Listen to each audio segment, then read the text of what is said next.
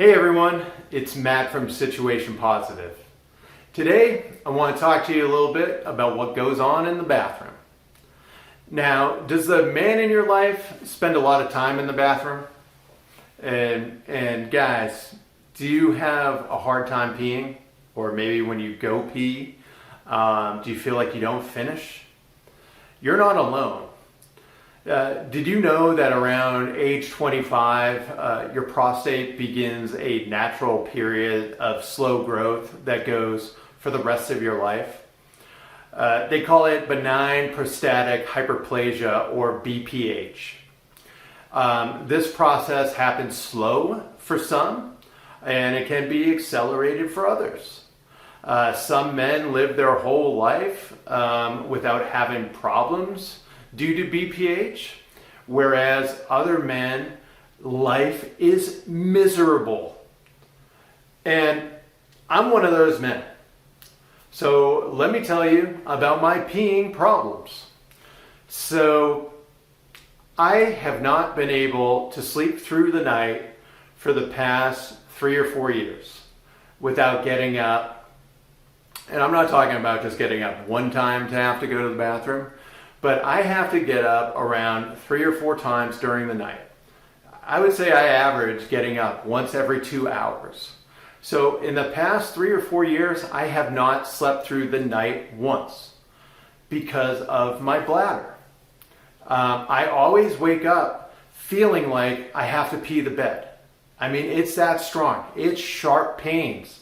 When I get to the bathroom, though, half the time I can't pee. I have to push really hard to get it to come out. And sometimes some will come out, and then there'll be a big pause. Then other times more will come out. And sometimes it's just, even though I feel like I have to pee really bad, it's just dribbles, and I have multiple sclerosis, as we all know by now, right? And one of the things that you can have with multiple sclerosis is a MS bladder. You get kind of a spastic bladder, and sometimes you can pee, sometimes you can't pee. So I've attributed these last couple of years to MS. The misery that I was experiencing at night was MS related, and I thought there's really nothing I could do about it, and so I talked to my neurologist about it, and he sent me to a urologist. Now, a urologist is going to be a doctor that studies these kind of things.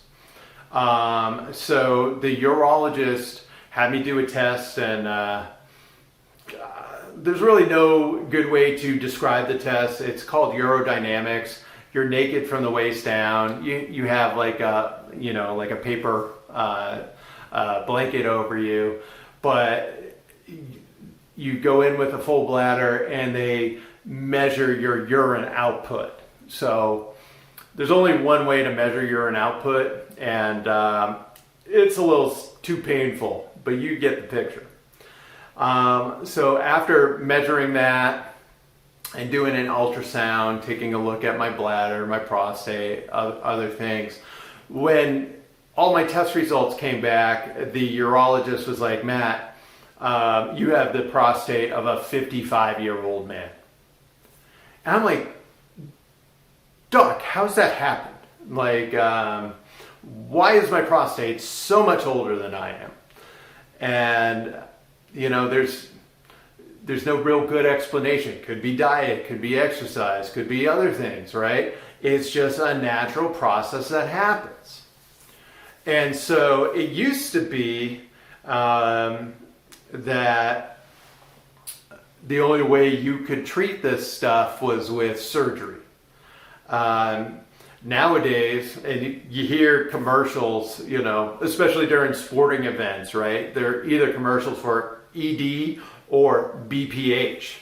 And by the way, one of the ED medicines, Cialis, actually helps with BPH, surprisingly. So, it's a problem for men. I read that 50 to 60% of the men over 40 have problems with BPH. And BPH, again, is an enlarged prostate. Now with me, I have frequent urination. I have frequent urination in the middle of the night. I feel like I can't empty my bladder. And sometimes I have a weak stream, so it just dribbles. Okay? And that is signs of prostate problems. Okay, so when the urologist said, Matt, a lot of your problems have to do with your enlarged prostate, it made a ton of sense. Now, like I said, there's a surgical option, there's a medicinal option, and some of the medicines do two different things. Some of the medicines work on urine flow. So one of my big problems, right, is urine flow. Like I really have to go to the bathroom, but it does not flow naturally. As a matter of fact, last couple of years in public places, I've been afraid to go to the urinal because it takes me too long. So I always have to, when I go to a public place, an arena, a bar, a restaurant, any place like that, airport, like wherever you end up where there's other people, I'm the one guy who won't stand in the urinal line because I have to use a stall. And a lot of times I can't pee standing up anymore. I have to sit down and I have to push really hard to get it to work. And it's tough for me to admit, but I would want to share my story so other guys out there know they're not alone. And not only that, it's the time that it takes me to pee. So I'll go in there with, pee pains, and some will come out, and then there'll be a giant pause, and I have to wait for that push again. So it takes me a long time. And, if you've ever had a man in your life and he's spending a lot of time in the bathroom, there's a good chance that he's having BPH problems. And the other good chance is that he's not talking about it. This is an uncomfortable subject to stand here and talk about and know that I'm going to put it on social media. But I think it's a good public service announcement that people need to know that they're not alone in this. And that there are options. You should not have to suffer in silence. If you are a man with problems urinating, the first thing you should do is talk to your doctor.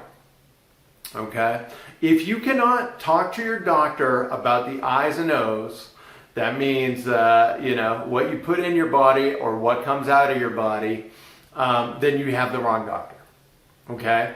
You need to tell your doctor if you have problems going to the bathroom. In either bathroom, by the way. We all go to the bathroom, so we should all be able to talk about it. So if you can't talk to your doctor, switch doctors. Then, I would say, while surgery is an option, there's other things you can do. So surgery is one option.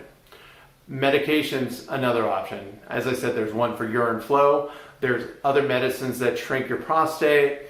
And like I mentioned, there are some of the erectile dysfunction or ED medications that actually help with BPH and urine flow. Another option is something that I was fascinated to find out. So I was talking to my dad, and my peeing problem is bad when I talk to my dad about it. And he said, Matt, have you ever heard of saw palmetto? And I'm like, I don't know what that is. So I looked it up, and it turned out that saw palmetto is a little palm that grows in the southern area of the United States, produces these little berries. And Native American people have been using it for 1,000 years to help with urinary problems. And the way that I think about things was, I want to learn more about this. So I went down to my local nutrition store, and I found the man that worked there, and we went to the prostate section, and I found all these supplements with saw palmetto. So, I didn't want to get on a medication, and I don't feel like surgery. I feel like I'm way too, I feel like surgery should be my last resort. So after meeting with the nutrition, the person at the nutrition store, I decided to start saw palmetto. I decided to start a herbal prostate protocol. So we're going to see if that works. I mean, I took my last one last night. My first one last night. And so I've had no improvements yet. But, I just want to give people hope. I don't want, because any kind of bathroom problems, we tend to suffer in silence. We don't want to talk about it.